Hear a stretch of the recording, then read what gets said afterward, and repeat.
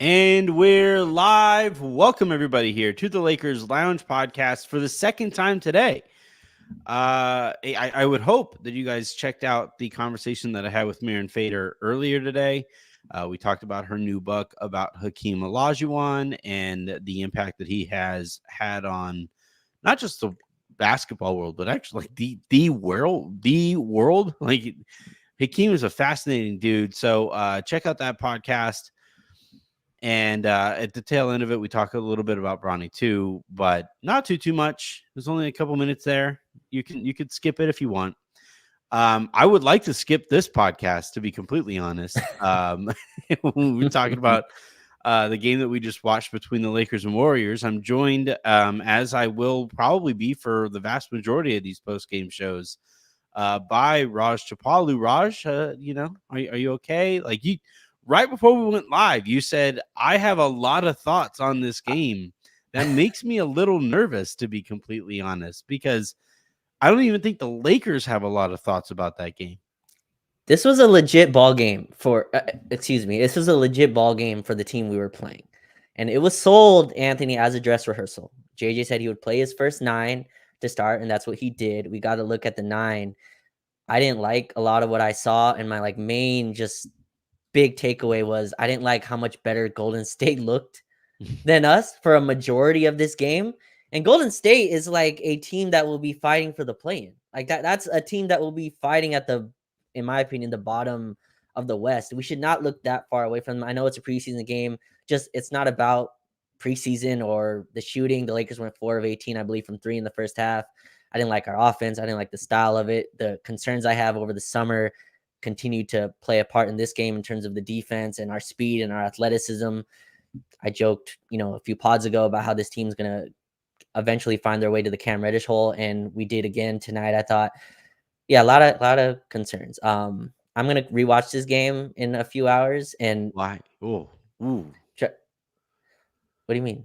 There's a lot to take away from this one. We only have a day off before the next game. So I kind of have to get it done tonight. But yeah, a lot of concerns, I thought. All right. I think the point that needs to be hammered home is that you have the coach saying this is this is the dress rehearsal. Right. We're gonna like kind of go through the motions in the final preseason game of the season, and then what do they have, like 1 or 2 left? Yeah, play Golden State again. They'll probably just kind of like go through the motions for the final game or 2 or whatever. This is the one that like you want to go hard for, and then you can kind of focus on recovery. And I wasn't really, I didn't even think that the Warriors were going that hard. They just looked significantly better. Like they just look like a better basketball team. But they shouldn't. They shouldn't. They have way more new pieces than us to accommodate. We have players that played together last year.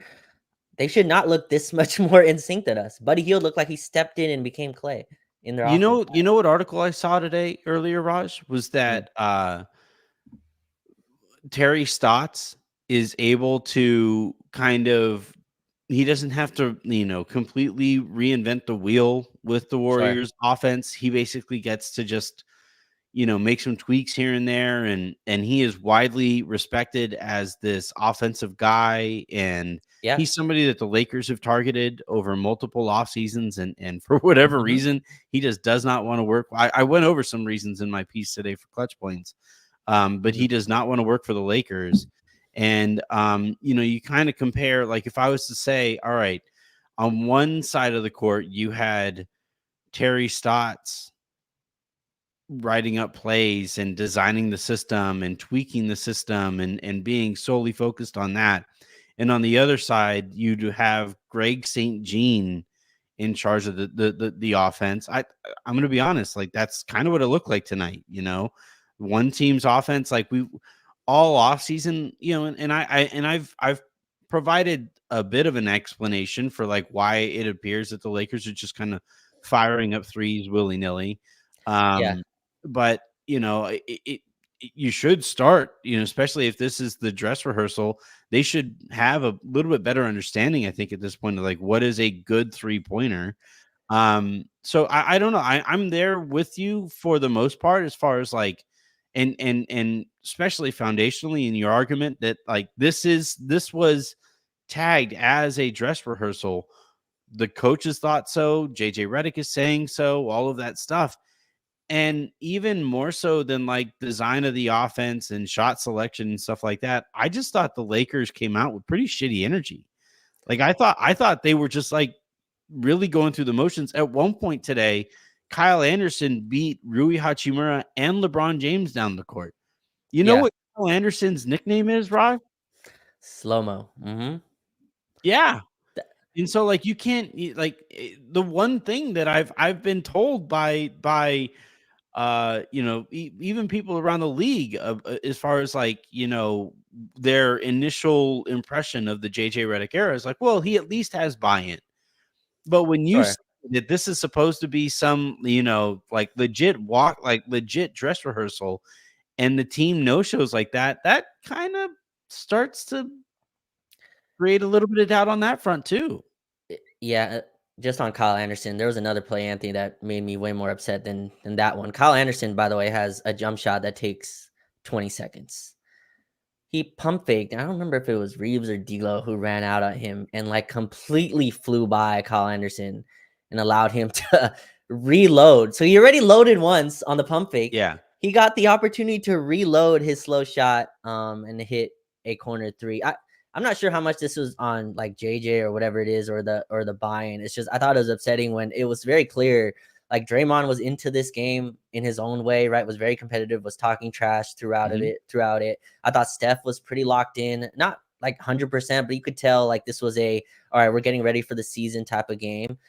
And a lot of the stuff that we were preaching, JJ preached screening, right? All preseason screens were awful tonight. Like they were absolutely terrible. I was watching D'Lo screen, even some of these AD screen. I thought they were not making any contact. This is like small stuff. This is me like maybe nitpicking. It's just like I'm watching that first half. All that pretty motion stuff was kind of gone. Warriors, another team that switched very heavily. Anthony, if AD doesn't hit 20 mid-range contested jump shots, like what is this game? Like AD hit like 8 or 9 contested fadeaway jump shots over Trace Jackson Davis, Draymond, sometimes both of them. I thought his jumper did look good, but he kind of bailed the Lakers out. And we had 74 points, Anthony, I believe, with like 9 minutes left in the fourth. Like this is a preseason I know the Warriors are playing. This is a preseason defense. Like this is a team that needs to be able to score. And that's like a very big concern to me. Again, the 4 for 18 or whatever they shot from three. Some of the shots I didn't like. D'Lo's threes are very nonchalant. They're all highly contested. They're not coming out of the offense like they did a few preseason games ago. I don't know. I was expecting more from this. We got to look at the 9-man rotation as well. We can get into that after, but the offense is a little concerning to me. It was a lot of AD isolations, a lot of LeBron isolations. It looked a lot of what it looked like last year. Very Yeah. difficult shots from both of them. So I don't know. I didn't like the shot selections tonight. Yeah, the one thing that I've been really excited about this year has been this offense creating motion for LeBron, for AD, and getting Yeah, them downhill, getting them against compromised defenses. And we just didn't see any of that in this one. I don't know if it's a matter of like the Warriors already being prepared for some of this stuff, but I honestly think like you mentioned the screen setting, and it was just like a lot of walking into sets. Like again, I the thing down there at the bottom just says weird energy. It really was like it was just like a really weird game in this one. I couldn't quite figure out why the Lakers just appeared to not give a bleep. Just it was a weird. And they would make the occasional run. We'll talk a little bit later about like the one run that they went on with Max Christie in that starting unit in the second half. But even there, like in the time that it took for me to notice and tweet out, hey, Max is with the starters. yeah. Oh, no, timeout, Lakers. They're down by double digits again. So it was just I don't know. I'm not gonna overreact, obviously, to a preseason game. And I'm not gonna like pretend that a lot of the good things that we have seen to this point in the Sure. preseason is undone by this one preseason game. But to me, it is not a very good sign that the coaching staff very clearly felt one way about this game, and the players were like, nah. Nah, that's cute, coach, but no. And that was like from the top down. Some LeBron, miscommunication. the only guy who I thought gave a fuck about this game was AD. That was it. Everybody else, I thought, like Rui, I'll also give him a little bit of credit. Got after it a little bit on the boards and stuff like that. That's been a steady improvement over the course of the preseason, I think. Yeah, But like for the most part, I didn't like what I saw from Austin. We're seeing from Austin and D'Lo exactly what we saw at the beginning of last year, where they're doing the do-si-do thing. It's like, is it your turn? Is it my turn? Do you lead? Do I lead? I don't know what to do here. Do you know? Have you ever two-step before? like the dance Yeah, two-step. the two. Yeah. Oh, I'm not sure. No. Honestly, All I right. don't Well, think like so. in two-stepping, right? Like obviously you have one party leading the other. Normally, Yeah. the guy is expected to lead the girl. Sometimes if the girl knows how to dance and the guy doesn't, the girl will lead. Mm, And stuff like that. But like, what happens a lot of time with people who have never two-step before is that like they just kind of step on each other because they're just like, stumble. do you lead? Do I? What are we doing here? And that's what it looks like again with the we're in what year? This is entering year 2.5 of the D'Lo and Austin Reeves backcourt, and they still can't quite figure out like who is going to be doing what with the ball and where. It's just Yeah. that's the part that like if this is indeed, and this is the thing, we're being told one thing and everybody's actions say another. D'Lo hasn't appeared to give a single fuck about this preseason, like not one. I'm just gonna say it. Like I at no point this preseason has he looked as if he cares at all about what the Lakers are trying to do this year. Yeah. And at least last year, at the beginning of the year, even with some of the trade stuff going on, he was at least like kind of interested in what the Lakers were trying to do. And that was with the coach, by the way, Raj, that he outwardly hated. Sure. And all of the stuff, all of the platitudes about maturity and all of that stuff, and how much better he feels about JJ versus the last coach. Like this is what we're doing. We're doing like it got worse. It got worse when you got the coach that D'Lo appears to like a little bit more. I don't know that. The more that I think about this one, the more annoyed I get, I guess. Yeah, and look, I don't know how much of D'Lo's buy-in is there, but I think this is like the messaging to me. I don't think this is a team, Anthony, that like should have the Celtics messaging where just fire up a three at any case, right? Some of Austin's three were like jab step back threes, and I just don't think that's like our offense. D'Lo takes a lot of those, and like you give D'Lo the light to take those type of green light threes. The offense just didn't look right. I think they're still trying to like give Austin more on ball opportunities. And to me, the offense that wasn't really my issue with tonight. I know you mentioned through the like effort and the man energy that came out tonight. Anthony, the 9-man rotation, that's our rotation.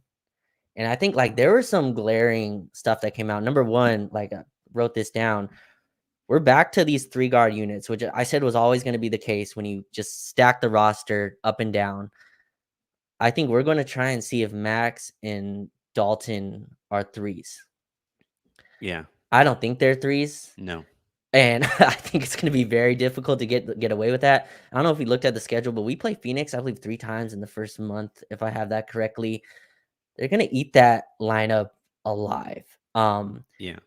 And we're trying to like offset some of that by having AD and Hayes together. I think that's the smart move. We're just so, and this popped out to me tonight. And to me, this is not an effort thing. This is just something that pops out. We are so slow.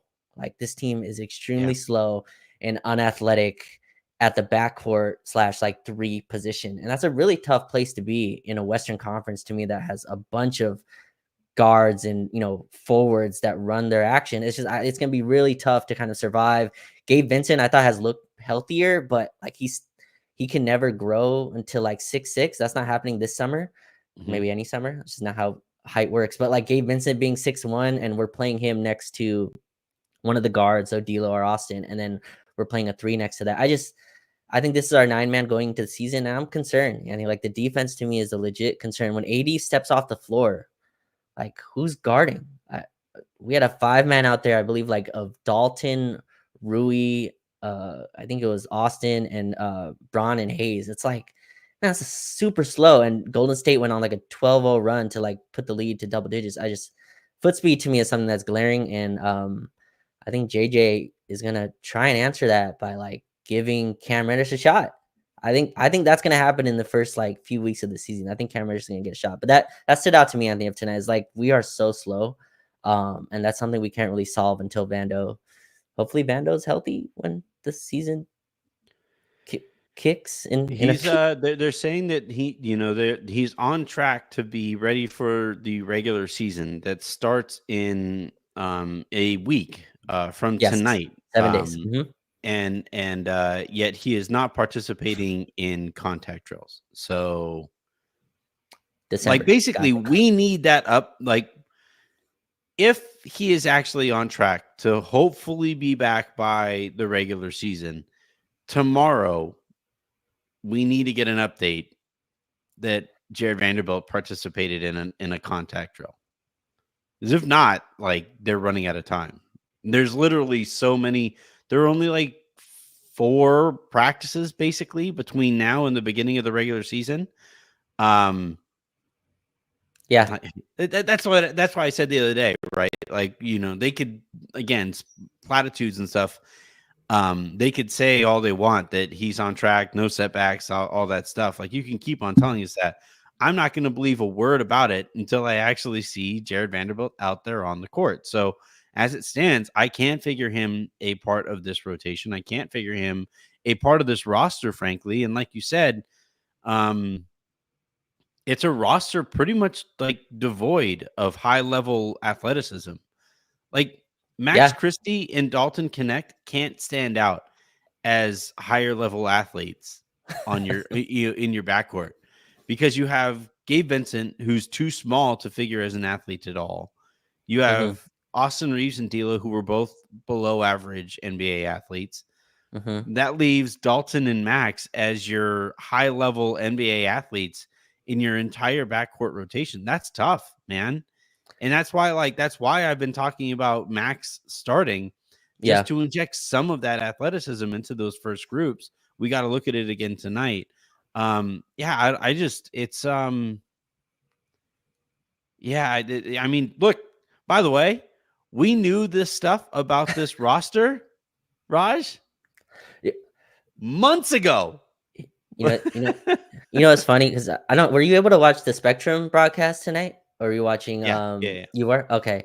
So it feels like the importance of Vando from the Spectrum, from Billy and Stu, the way they speak about Vando just continues to rise as every game goes on. Look, I love Vando. Like I'm a proponent. I'm actually a proponent of him starting over Rui. I've said that even last season.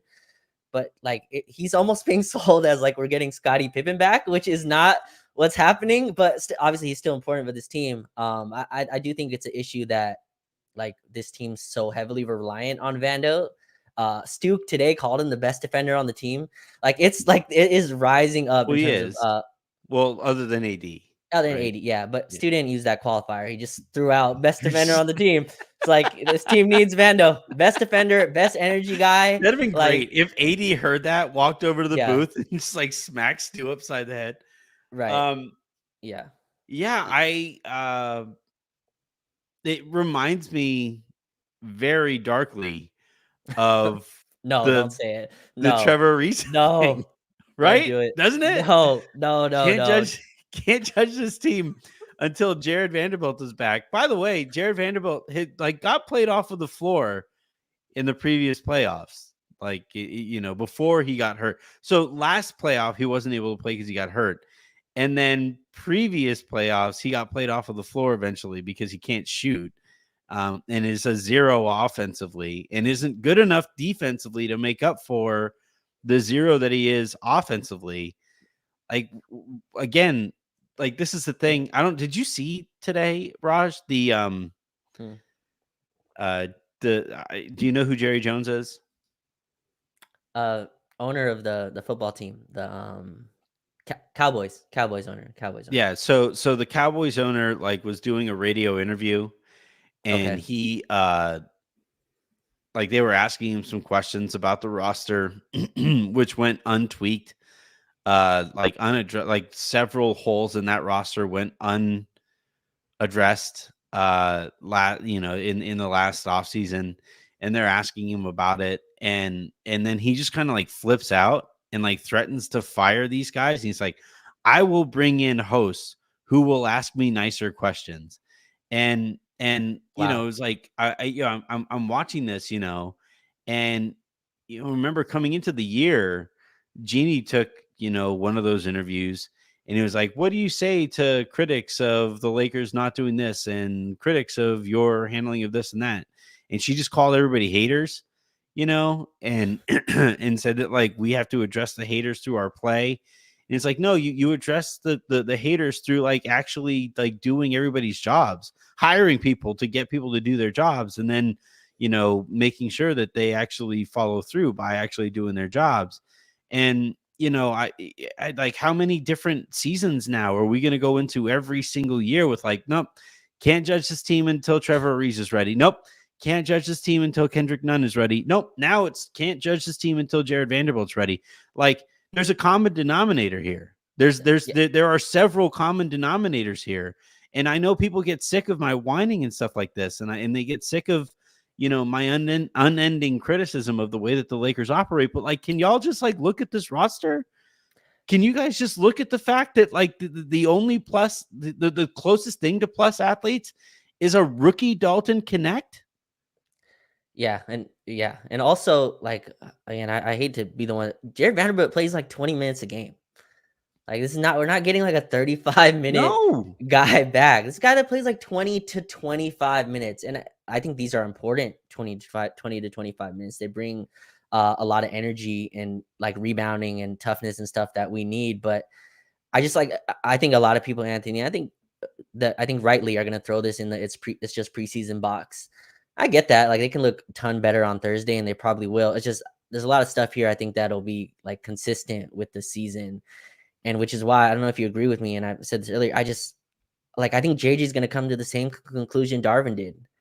That like, hey, like, he looks down and Cam Reddish's arms pass his legs, right? Because he has wingspan, and he looks down the bench. He's like, I can use that guy, and throws him. Cam Reddish, by the way, came in today, right away, took a transition three. I was like, oh, it went in, but it's like, is that the messaging that's being going on? But anyway, like, I think he's going to look at this and look like we have such a glaring defensive hole. And like, Max Christie might need to play 35 minutes tonight. I don't know if he's ready for that. I have no idea. But like, the athleticism like deficiency is so glaring on this team. And the Warriors aren't some super athletic team either. Like, it's They're also tiny. It's Buddy Hield out there, like next to Steph. Like, this is not a John Kaminga is like an athlete, but Draymond's not like a super athlete. Trey Jackson Davis is a good athlete. But they bring Kyle Anderson off the bench, and they just look like they popped us athletically. And to me, that's a really, really bad sign to start. Yeah. Can I just say, I'm not seeing it right now with Connect. Like, do you think he's in the right line? Like, do you think that's the right position for him though, as like a 3 next to 2 pseudo smaller? 3? No, it might be that. I don't know. I don't love his instincts on a basketball court. It seems like he exists just to shoot. Like, Probably nothing does. else matters. His defensive instincts are kind of weird. He's certainly trying. He's Right. certainly like, he certainly has like good motor, which is good to see. He's a rookie, he's a mid first round rookie. And again, like, he was the biggest acquisition this last offseason. Yeah. Someone, you know who the Lakers kind of missed tonight, or who the mold of a player that the Lakers kind of miss? Taurean Prince. So that was gonna be a next point. Somebody tweeted at me like, this is the first night I think this team is worse than last year. And I was thinking, worse than last year. And then like, you think about it, like, Torian's better than Dalton today. And You want me to find a tweet? I have it. That's from a year ago. Yeah. You can keep talking. I'm gonna find my Okay. tweet that people got really angry about. Yeah, I think I remember this. But yeah, like I was thinking tonight, like yeah, we lost Torian Prince for nothing, which Torian was joked at all season last year because of who we played over. But Torian Prince is a solid NBA rotation player that Milwaukee got for free from us because we didn't re-sign him, and he's probably going to be better than Dalton Connect. I'm happy that Gabe Vincent is healthy, but I have no idea what that looks like in regular season format. I saw it today against a real defense, and it just did not look the same. He still looks like he's having trouble getting separation. The lift on his shot still isn't right. So I think it's a question for sure if this team is better than a year ago. I think that's a real question going into the season. No, the team could maybe get a little bit better. Obviously, like there's some things that could get right, but like in terms of NBA talent on this roster, it is objectively less talent on this roster in terms of NBA players now than last year. Torian Prince, for whatever, well, because of yes, he was a starter last year. Like they lost a starter and a starter who shouldn't have been starting. I think the thinking was Max would kind of overtake. Like Max is supposed to be like at least better defensively than Torian, and then the gap as an open shooter you hope would not be as big. I think that's who he's supposed to replace. But Dalton is kind of replacing Torian, which is I think the issue that we have. Did you find your tweet? I found it. Man, people did not like this one. I'll throw it up on the I'll throw it up here on the overlay. But yeah, I thought coming into this year that like, you need it if you're gonna lose because you lost Spencer Dinwiddie, you lost Torian Prince, and your only actual NBA player addition is Dalton Connect, and he's a rookie, right? Like the other guy was Bronny, and he's not an NBA player right now. So like when I tweeted this out, folks got pissed. In Connect and Bronny, out Prince and Dinwiddie. I know people didn't like it when I said it, but the roster right now is worse than it was the last time we saw the Lakers. It just is. And like I don't know. It's a weird thing to run a victory lap over. I also don't like running laps, so I'm not going to run a victory lap over this. But like it's just I don't know what else to say here, Raj. They are worse. Well, does that change? We don't have to like go into the realities of the tweet, but I think the question is that true if Vando's healthy, right? And I think that was the thinking when I didn't see the date when he posted that tweet. That was on July 22nd. So he was coming off of surgery, but we didn't know he had two when I sent that. Right, but we didn't know he had a second one. That's we weren't aware of that at the time. That's not making your point any better. No, I'm saying like we thought he thought he'd be healthy by the time the season rolled around, right? In July. So I think the disagreement with your post is like, hold on, we're getting Vando back. We're getting healthy Gabe back in some sense. Max Christie is entering the rotation, and Dalton Connect is supposed to be a contributor day one, and that should override losing Torian. Those four entering the rotation theoretically should have overtook. I just Torian. retweeted that. I just want to see how this goes. I just kicked the hornet's nest. You just like issues, huh? You just want like problems in your life. Did you mute that one or did you not mute that one? Pretty sure. No, you know what? I never did mute that one. Okay. Yeah. Because I stand by it. The ones that I mute, I kind of have some questions about myself with, like, did I phrase that right? Whatever. But this one, like, I don't, the math on this seems relatively easy to me. Like, even if Vando came back this year, he was on the team last year. He played like 40 something games last year, like he it's not that he was never there, and like, that was not the Vando. That was not the Vando that we were expecting. Like that dude was trying to catch a breath, like on the court, like while just trying to, like right. That was not. Well, so and like, all right, so Gabe they never had last year. Yeah, he played 11 games, by the way. I don't know if he played 11, but you won't remember that. I didn't remember that. I looked that up recently. He doesn't remember that. He's like, I played that many. Whoa. Yeah, Gabe speaks like he played no games last year. You talk to Gabe and he's like, oh yeah, I was out the whole year. the quotes are crazy to listen back to. It's funny. So like I don't know, like even with Vando and at the time, remember like all off season, I said this on the show the last couple of days. I would ask people about like Vando's progress, and it'd be like, and like the higher the pitch got, the more worried I would get like Right. about the situation. And so like, because normally, right, like Raj, like how was your day today? It was good. Yeah, see? Yeah. Right? Mhm. Yeah. Hey, how you feel about the Lakers? Oh man. I Oh, don't the know. hand goes to the top of the I head. saw See, it. this is the other thing. That's the other one, right? Either the voice gets higher and or the hand goes like to various places on the head. So when I go like, "Hey Raj, how you feeling about the Lakers?" And you go, "Oh." Yeah.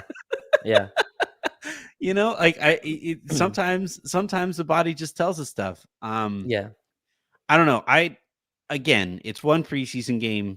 To this point, the buy-in has not been something I've been all that concerned about. But for it to be framed this way and to see the Lakers play the way that they did, eh.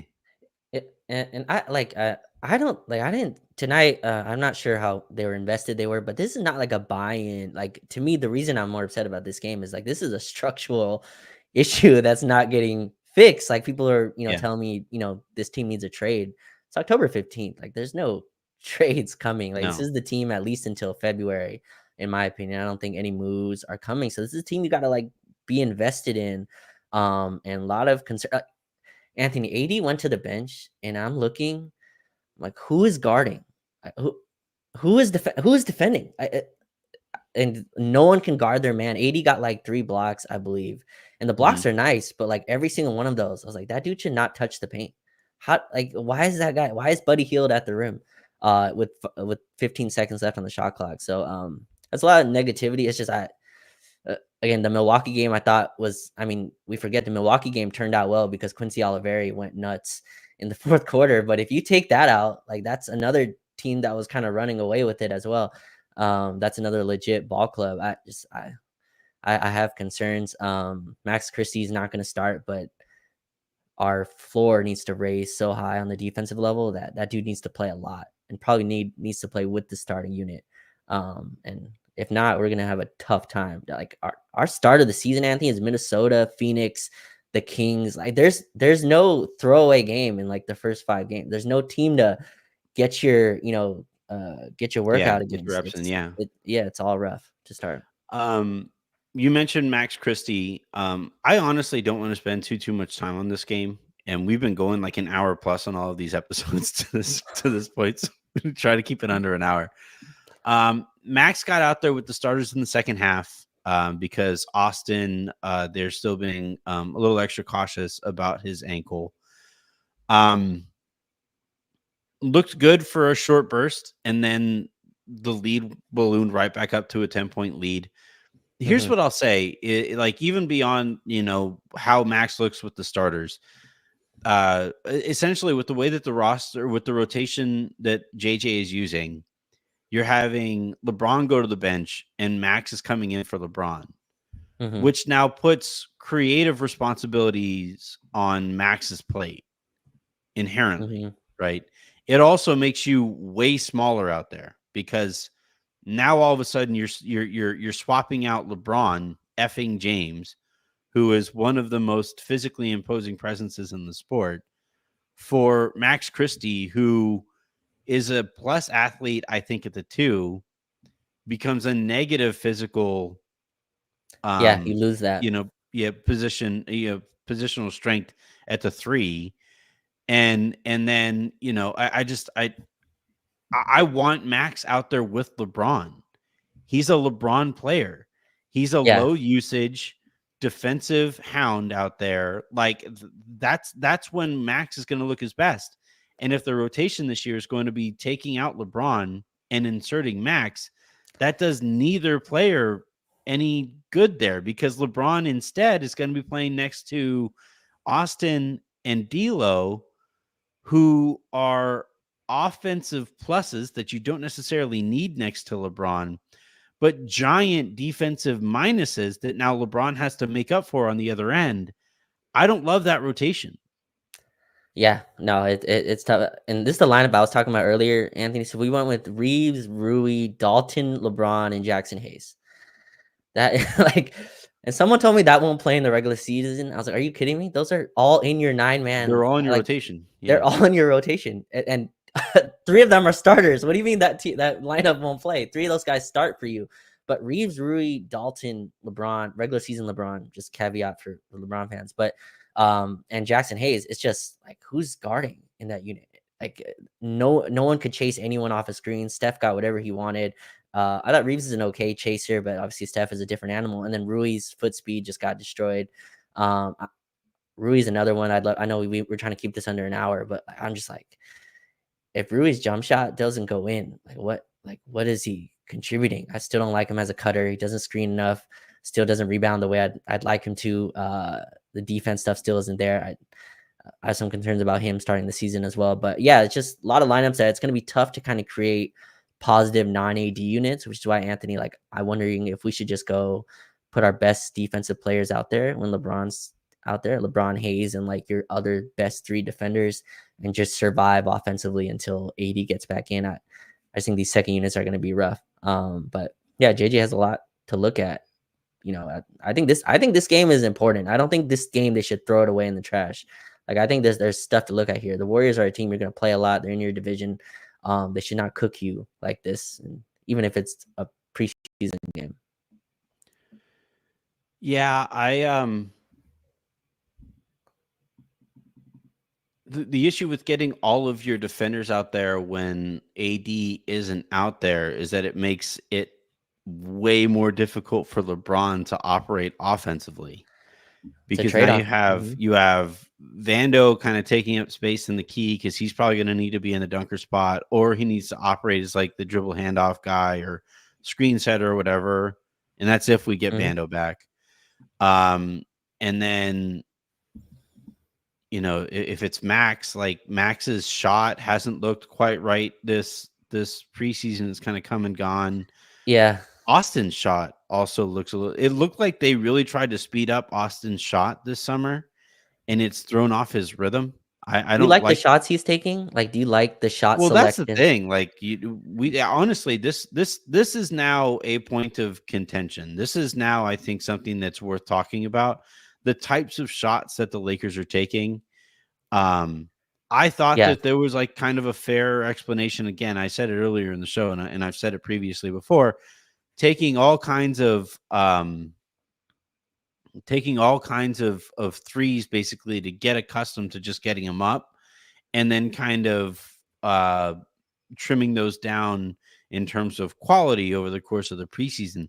Problem is, all preseason they've been taking the same kind of threes. We haven't seen any real progress. I don't think in terms of the types of threes that the Lakers are trying to take, and that I don't like their shot selection. Yeah, I think a lot too many of them are off the bounce threes, and I don't think that's the type of shooter Austin is yet. Like, he can take him off the pick and roll, and I want him still getting to his mid range game. I think, Anthony, this is a team that should dominate at the rim and then come out.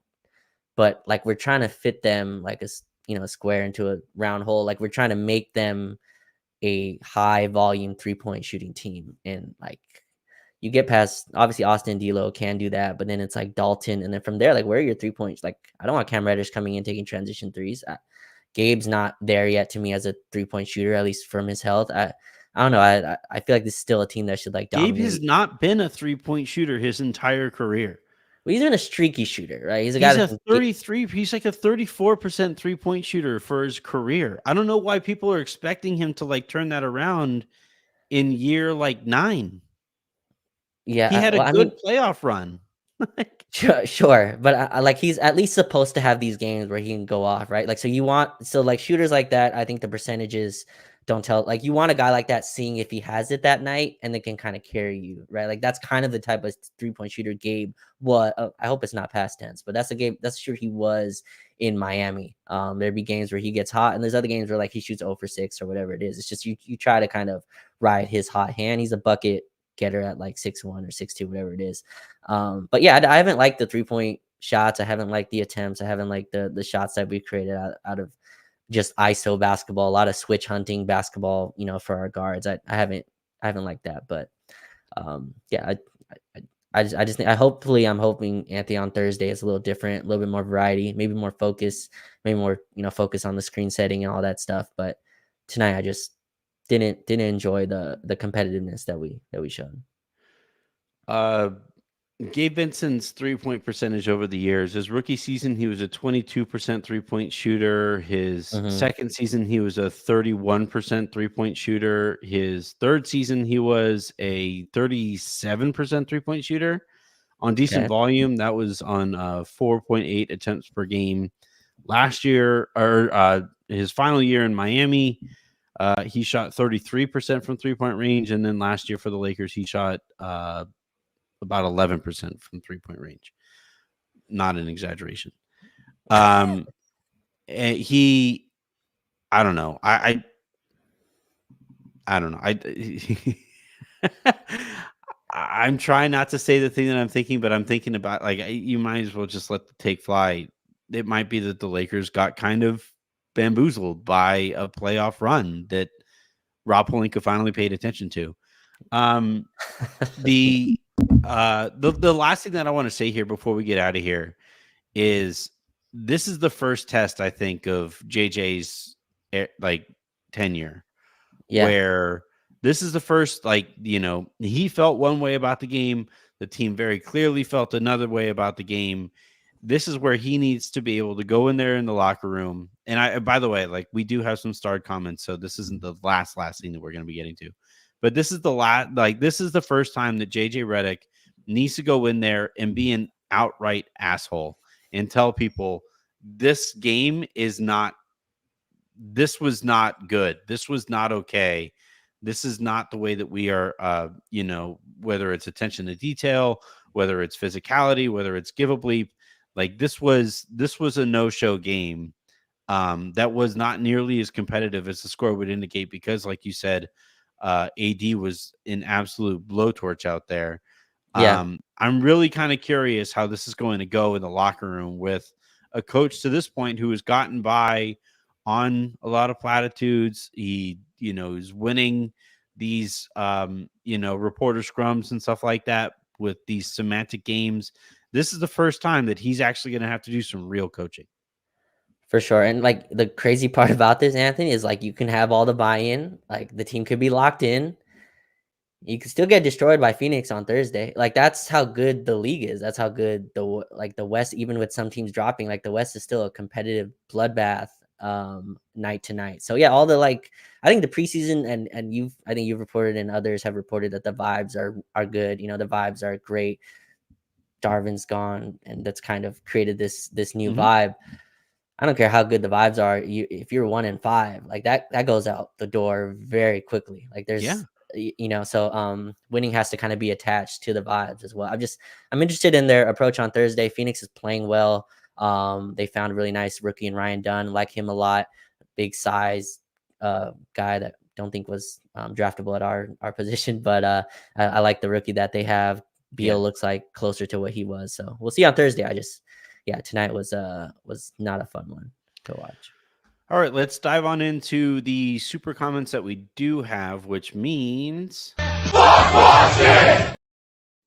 right, so the first one here comes from Justin Tyndall, who writes, sincere apologies, Raj, but JHS is the worst first-round pick in Lakers history. Played 109 minutes last season. Will only get garbage minutes, I guess now, but it's not looking good, man.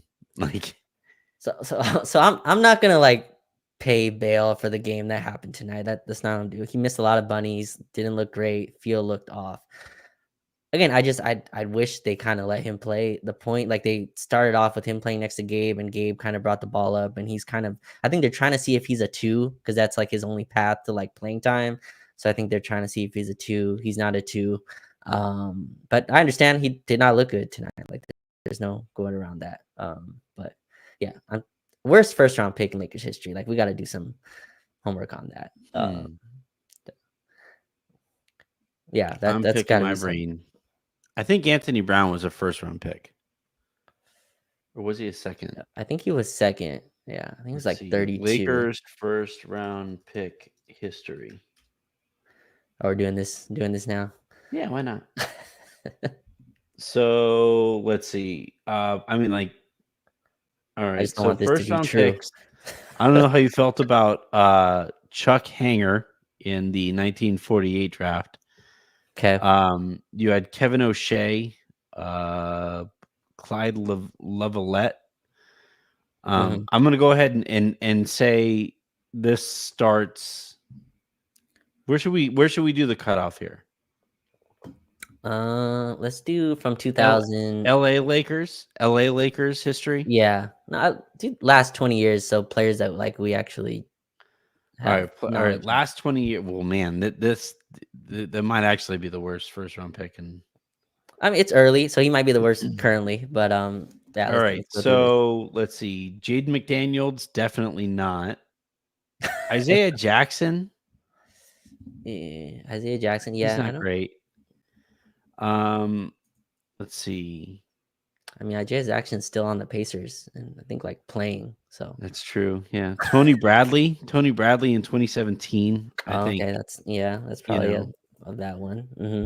Hmm. um, He's still on the Jazz. I guess. Oh, is he? No. Never no, mind. I He was don't on the think he's Bulls in. He was on the Bulls Oh, yeah, last he season. is. Yeah. Yeah. Oh, so he's still in the league. And then 29. So they didn't have a first round pick from 2014 through to 2009 when they took Tony Douglas. Okay, That was a 29th pick. Like, that's pretty late. that's pretty. Yeah, it's getting close. Hmm. Then you have, like, Jordan Farmar, Javaris Crittenton. Yeah, Crittenton. Although I Well, liked like Crittenton when Crittenton, he I played. like. Yeah, I liked his game. It just He uh just, yeah, tough end to his career. yeah. Um, yeah, and then you have like Mark Madsen, Chris Jeffries, Brian Cook, Sasha Bynum, Farmar. So that rounds out the 2000s. Okay. He's Well, like let's do top 3 worst pick so far so in the far. last That's 25 years. that's the important words in this. It's so far. He's starting Yeah. his second year. So When you consider like what the Lakers needed from that pick and what they chose not to use that pick on, that was another debilitating decision by the Lakers. Like a pretty, the window was like kind of cracking open because they were able to like compile enough first round picks. And then it was like, we're going to close that back down just, in half. Justin Tyndall writes again, clock ticking on Pelinka with their with no first rounder this year. That's the thing. Just wait. If they start 1-5 or something like that, and people start to realize that there's no point in even tanking because the pick goes to Atlanta, that'll be that'll be an interesting day. That'll be a tough one. I just realized that now. I forgot about that we don't have our our pick this year. That's totally left my brain. I'm not thinking about trades or anything right now. So yeah, that's a pretty dark end to this night. Is that like this terrible preseason game, and it's back ended with you have no draft pick coming Yeah, to no matter how the college. season goes, it's going to Atlanta. There is no protection on that pick. Yeah. Okay. So we better win. You better start winning. Ironically, that pick is going to Atlanta because of a DeJounte Murray trade. Right. The Yeah. Pelicans sent over the Lakers' unprotected pick for this season to Atlanta for DeJounte Murray. All right, on that note.